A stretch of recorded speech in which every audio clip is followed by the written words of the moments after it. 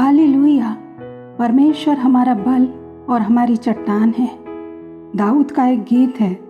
जब वो राजा शाऊल के हाथ से बच गया, उसने कहा, परमेश्वर मेरी ढाल और मुक्ति का सींग और मेरा ऊंचा गढ़ है। मैं यहोवा को जो स्तुति के योग्य है पुकारूंगा। इस प्रकार मैं अपने शत्रुओं से बचाया जाऊंगा। प्रेरितों के काम के 12वें अध्याय में दाऊद के समान ही पतरस के बंदी गृह से छुड़ाए जाने के विषय में पढ़ते हैं। वहाँ ऐसा लिखा है, उस समय हेरोदस राजा ने कलीसिया के कई व्यक्तियों को सताने के लिए उन पर हाथ डाले। उसने यूहन्ना के भाई याकूब को तलवार से मरवा डाला। जब उसने देखा कि यहूदी लोग इससे आनंदित होते हैं, तो उसने पतरस को भी पकड़ लिया। उसने उसे पकड़ के बंदी गृह में डाला और 4-4 सिपाहियों के 4 पहरों में रखा, इस विचार से कि फंसे के बाद उसे लोगों के सामने लाए। बंदी गृह में पतरस बंद था, परंतु कलीसिया उसके लिए लौ लगाकर परमेश्वर से प्रार्थना कर रही थी।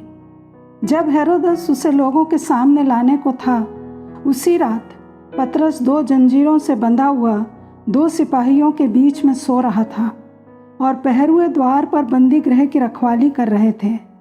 तो देखो, प्रभु का एक दूत आ खड़ा हुआ और उस कोठरी में ज्योति चमकी, और उसने पतरस की पसली पर हाथ मार के उसे जगाया और कहा, उठ, जल्दी कर। और उसके हाथों से जंजीरें खुलकर गिर पड़ी। तब स्वर्गदूत ने उससे कहा, कमर बांध और अपने जूते पहन ले। उसने वैसा ही किया। फिर उसने उससे कहा, अपना वस्त्र पहनकर मेरे पीछे हो ले।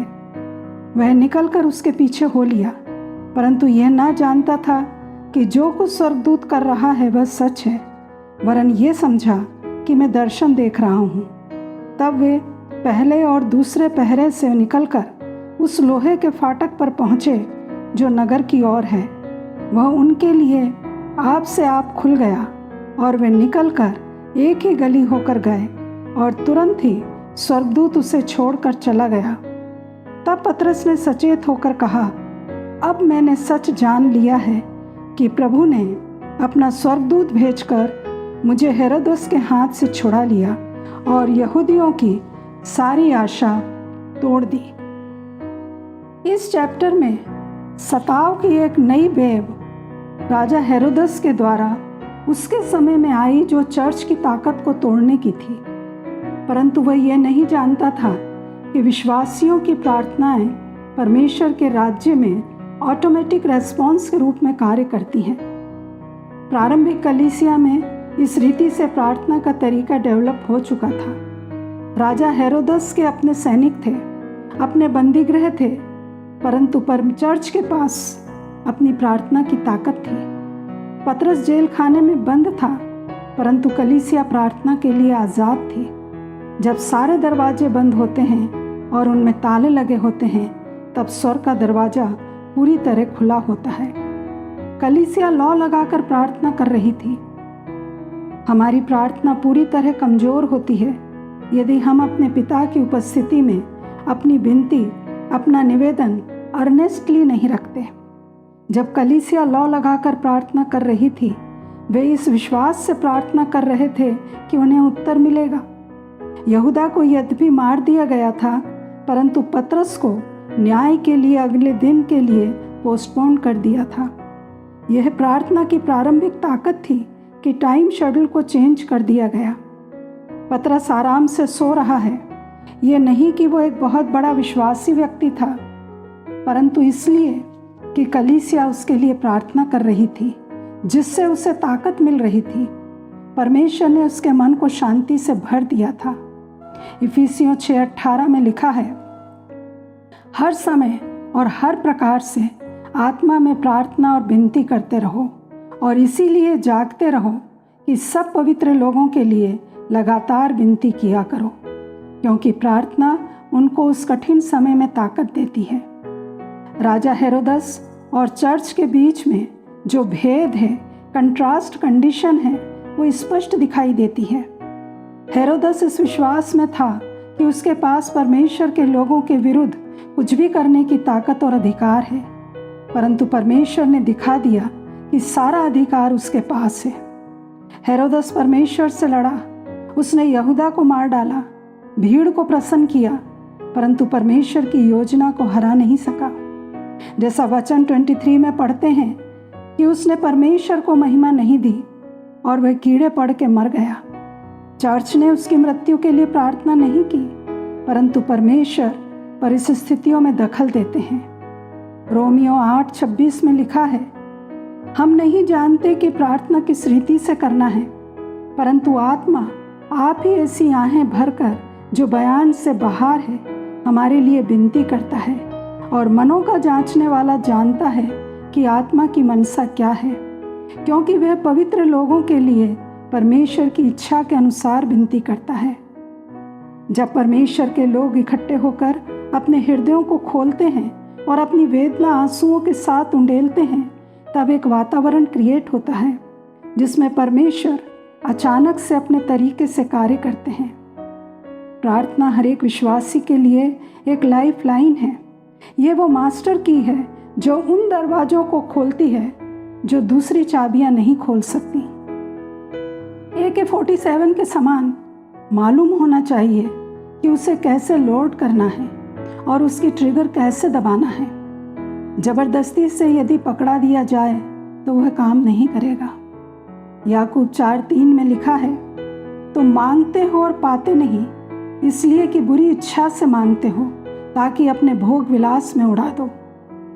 पतरस कोई पहला व्यक्ति नहीं था जिसे बंदी गृह में डाला गया हो, परंतु जब कलीसिया प्रार्थना कर रही थी तब कुछ हुआ, क्योंकि कलीसिया का माइंड, उसका हार्ट एक विषय पर केंद्रित था।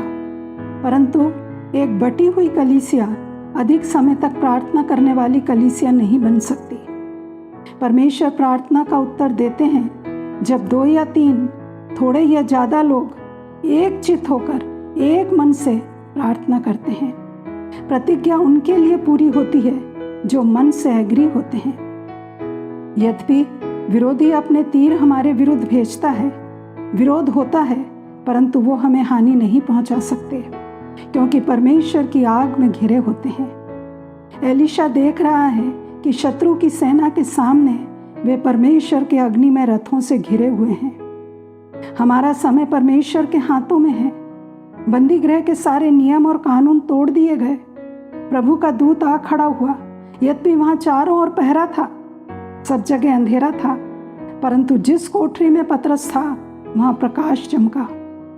पतरस कोई धीमी आवाज से नहीं जागा, परंतु स्वर्गदूत ने उसे जगाया और कहा, उठ, जल्दी कर। जंजीरें खुल गईं। उसने जल्दबाजी नहीं की, परंतु उठा, कमर बांधी, जूते पहने, कपड़े पहने और साधारण रूप से चलते हुए फाटक तक आए। चाबी नहीं थी, फाटक अपने आप से आप खुल गया। दरवाजे अपने आप खुल जाते हैं जब हम परमेश्वर के पीछे चलते हैं। अपनी प्रार्थना के उत्तर में कलीसिया ने देखा कि परमेश्वर ने कैसे पतरस को हेरोदस के हाथ से छुड़ा लिया, कैसे सुसमाचार प्रचार के कार्य बढ़ते गए। यह कलीसिया को स्मरण दिलाता है और उत्साहित करता है कि हर एक युग में सुसमाचार की ताकत को दबाया जाता है, परंतु परमेश्वर का उत्तर यही है कि प्रार्थना की ताकत काम करती है।